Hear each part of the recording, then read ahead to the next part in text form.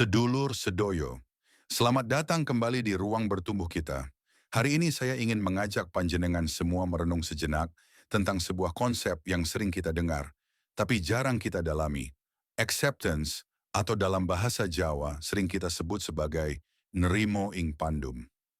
Tapi jangan salah sangka dulu, nerimo di sini bukan berarti menyerah tanpa syarat atau malas-malasan, melainkan sebuah kecerdasan spiritual dan emosional yang luar biasa modern.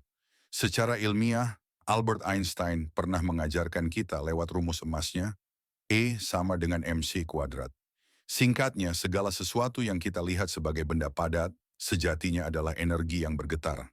Harta, jabatan, hingga masalah hidup kita, semuanya adalah energi.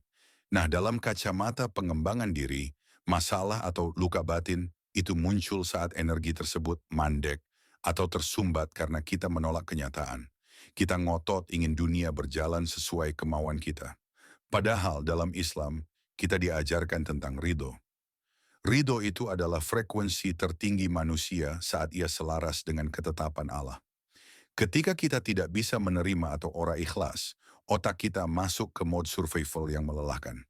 Secara neuroscience, ini memicu kortisol berlebih yang membuat pikiran kita ruwet. Bayangkan pikiran itu seperti segelas air keruh.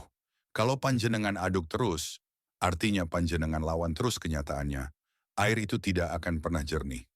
Tapi kalau panjenengan diamkan, panjenengan terima keruhnya, pelan-pelan kotoran itu akan mengendap, dan kejernihan itu muncul dengan sendirinya. Itulah saat di mana solusi atau ilham dari Gusti Allah seringkali hadir. Di era modern ini, musuh terbesar kita adalah distraksi.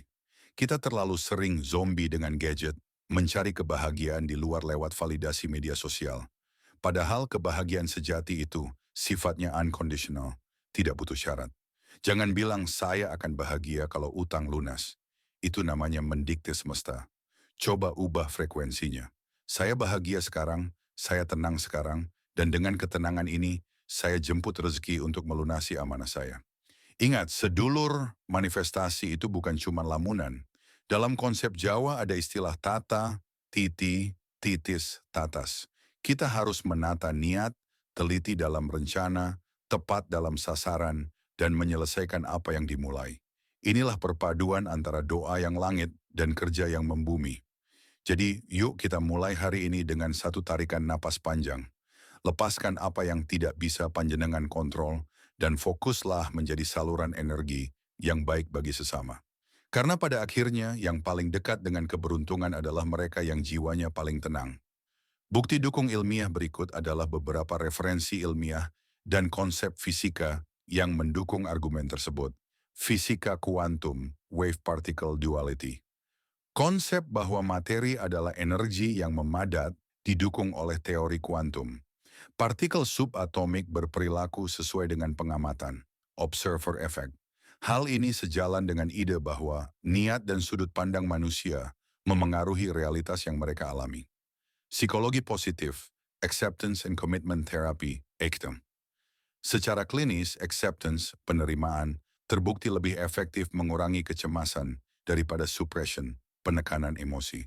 Penelitian menunjukkan bahwa menerima emosi negatif justru menurunkan aktivasi amigdala, pusat rasa takut di otak. Hukum termodinamika and entropi. Energi tidak dapat dimusnahkan, hanya dapat diubah bentuknya. Dalam konteks emosi, energi marah atau kecewa yang dipendam, tidak diterima, akan berubah menjadi gangguan psikosomatik atau hambatan mental. Neuroplastisitas, praktik kesadaran, mindfulness, dikir, secara konsisten dapat mengubah struktur otak, memperkuat korteks prefrontal yang bertanggung jawab atas logika dan ketenangan, serta mengecilkan amigdala.